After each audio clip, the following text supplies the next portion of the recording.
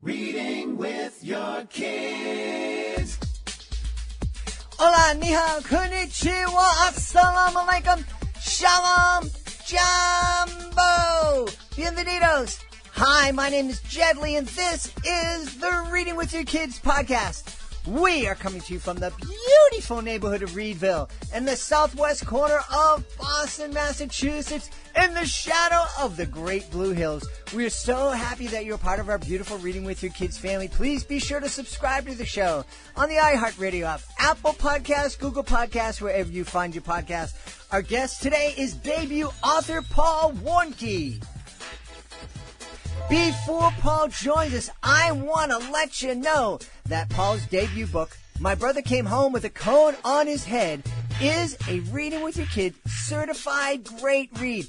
That means that our panel of teachers, parents, and kids believe that Paul's book was worthy of 5 out of 5 stars.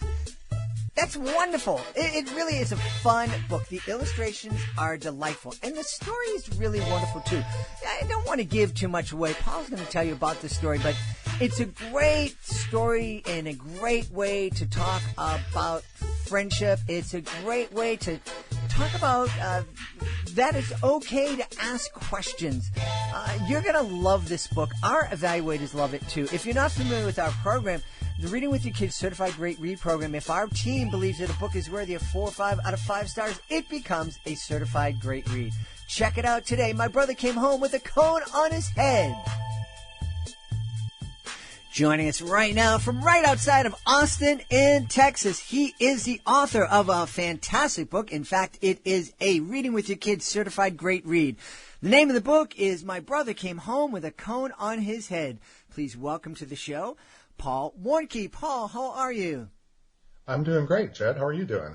I'm really excited to have you on the show. It's a beautiful day here in Boston. We're still under lockdown or quarantine or however people are referring to it, but it is quite a lovely day, and I'm really excited to speak to you about My Brother Came Home with a Cone on His Head. It's not only is it a certified great read, it's a really fun read for kids. Tell us about the story, please. Well, several years ago, we have 2 little dogs. They're brothers and litter mates. One of them had torn a ligament in his back leg and had a very loose patella, so he had to have surgery to repair that and stabilize the patella. So naturally, he came home with a cone on his head, and the other dog just could not make out what that was or what was wrong with him, and he was just terrified to go near him. And we had to control how much the one who had surgery walked around the house.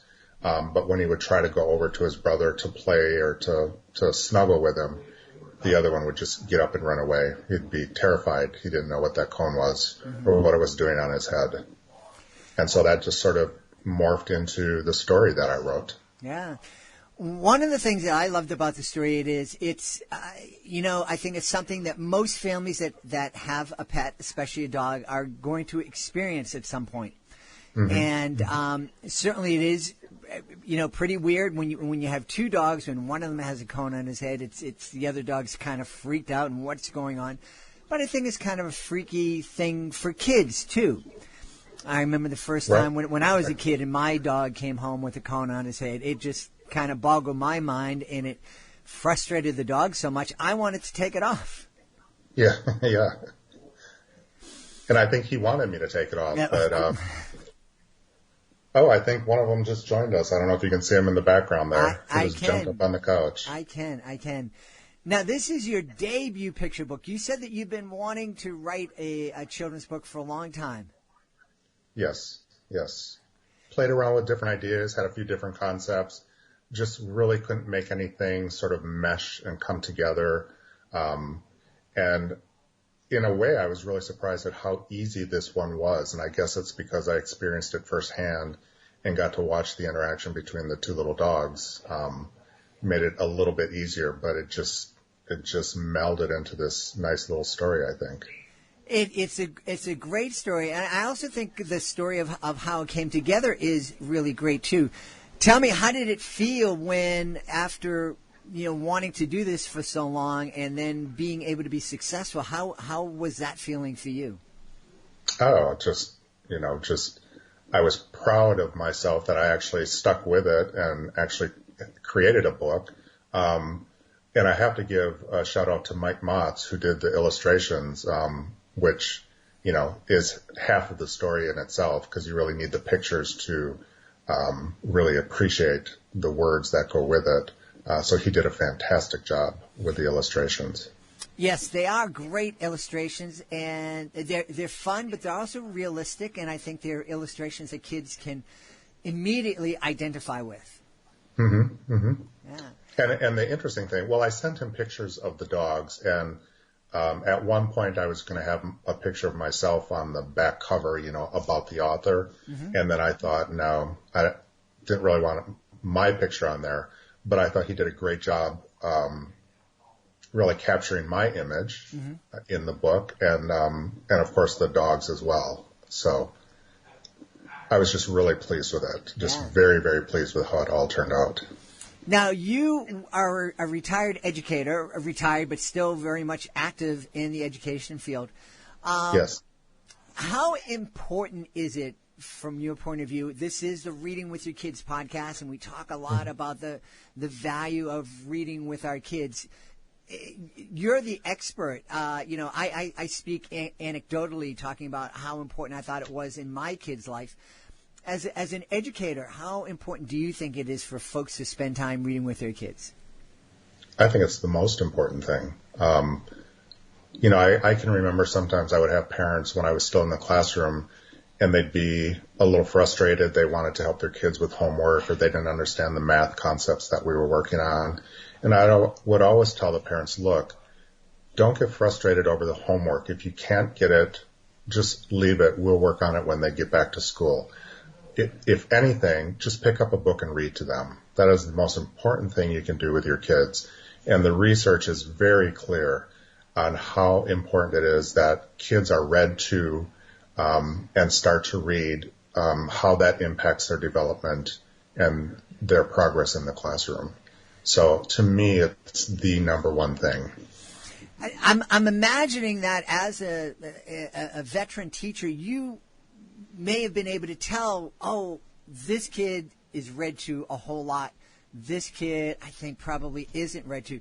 What kind of differences did you notice? I can remember when I was a principal, we would see kids who would come to school who had never really experienced a book before and didn't understand the format of a book, that the title, and the cover was an indication of what the story could be about, and then going through the pages. They had never had that experience, and so they were a little behind the curve when it came to reading skills because they had never experienced that. And then kids who were read to on a regular basis or read themselves, you could see their progress in the classroom. They were much further ahead in their skills.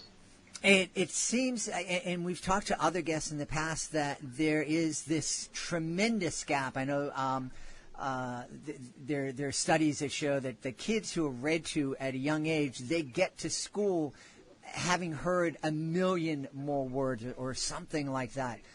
Yes. How difficult is it for kids who don't hear those words? How difficult is it for them to catch up? And how can schools best support that?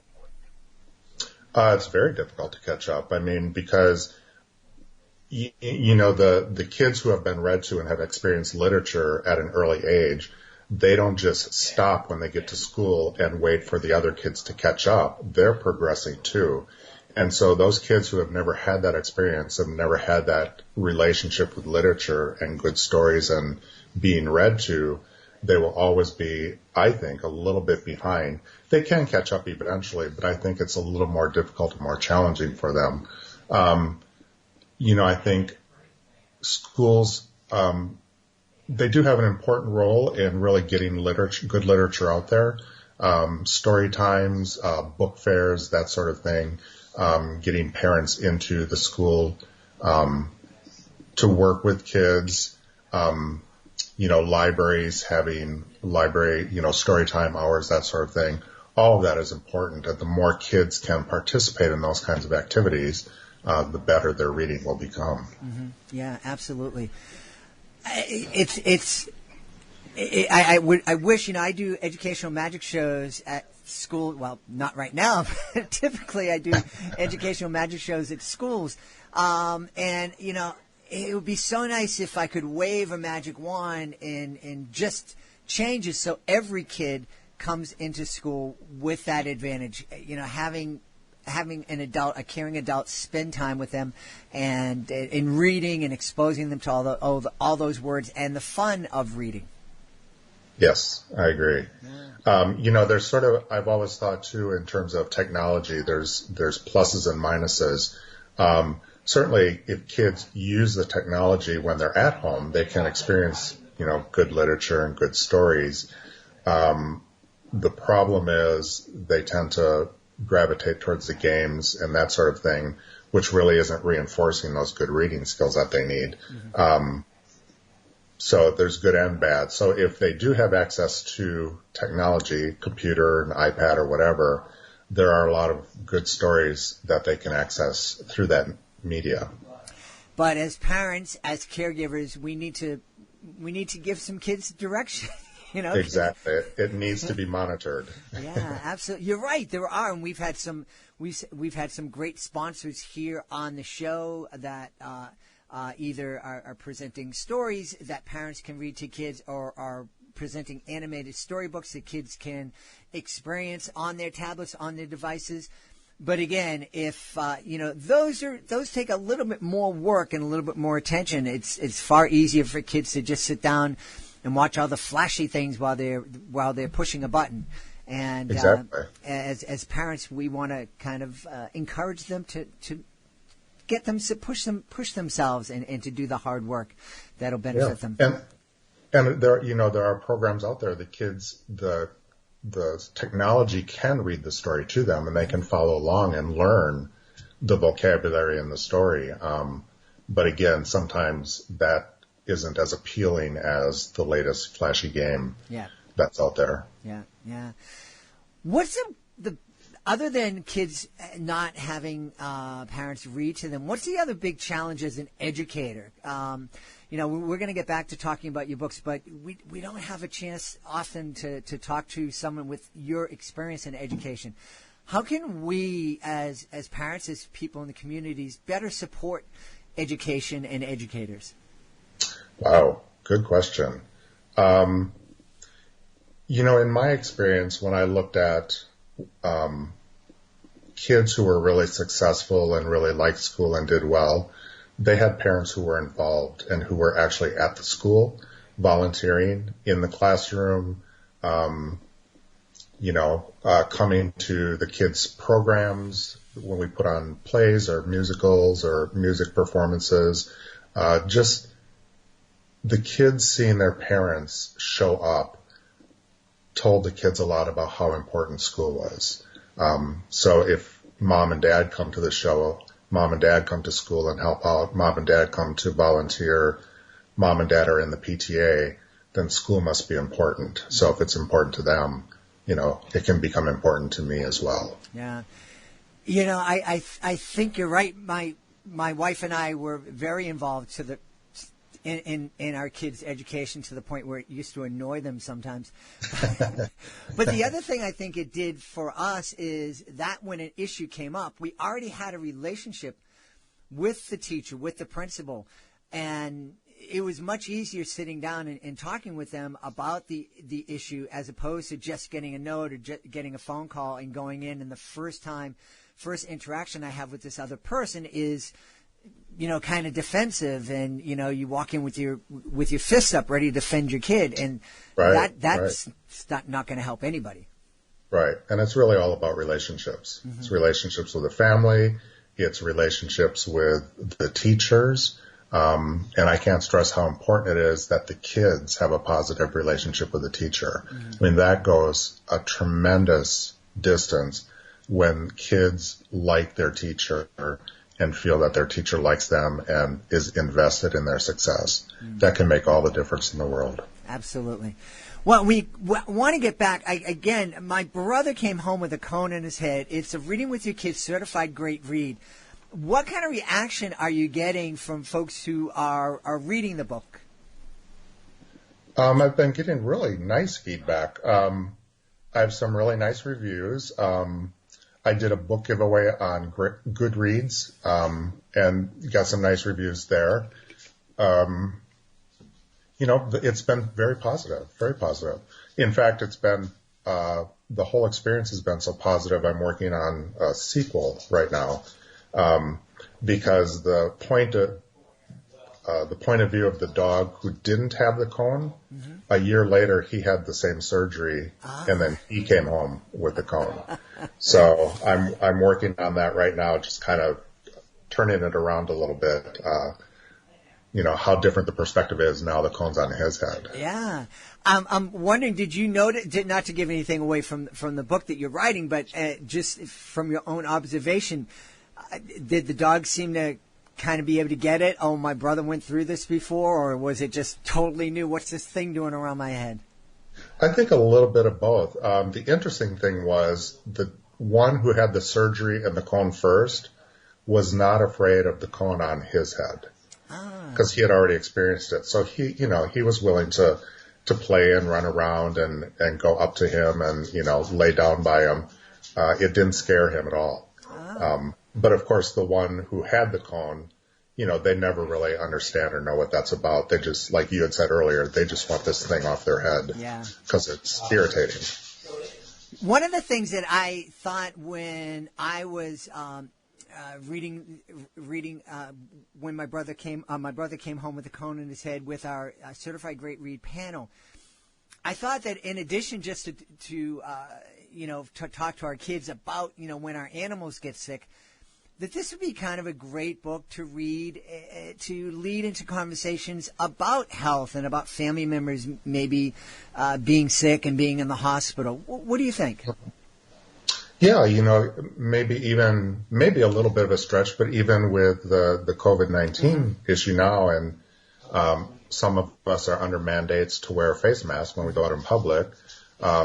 So the cone isn't the same as a face mask, but it certainly has its purpose in health. Why the dog has to wear the cone so he doesn't lick or chew on the leg that had the surgery. In the same way we wear a mask because it's protective and keeps us healthy, reduces the risk of getting sick. In the same way, the cone reduces the chance that if he did chew on his leg, he could get infection and make it worse. So I guess there's a similarity there. We're both wearing something on our head. Right. It just looks a little different. Yeah, yeah. But it serves a similar purpose. Yeah. And I my wife and I have talked about this a lot. I really can't imagine, my kids now are 23 and 26, and I'm, you're just trying to think, what would it be like if they were 3 and 6 and going through this current situation? What would it be like if they were 13 and 16? It would be, certainly very different for our families. And so I think any book that we can sit down and read with our kids that can lead into some comforting conversations about the current situation are a real blessing. And then also the concept of, if we do this now, we'll come out better on the other side because we'll be healthy. We put the cone on his head so his leg can heal. And then when his leg heals, the cone comes off and he can run and play again. In the same way with COVID-19, if we're careful, practice social distancing, wear the mask when we go out, when this passes, we'll be healthy and then we can get back to normal.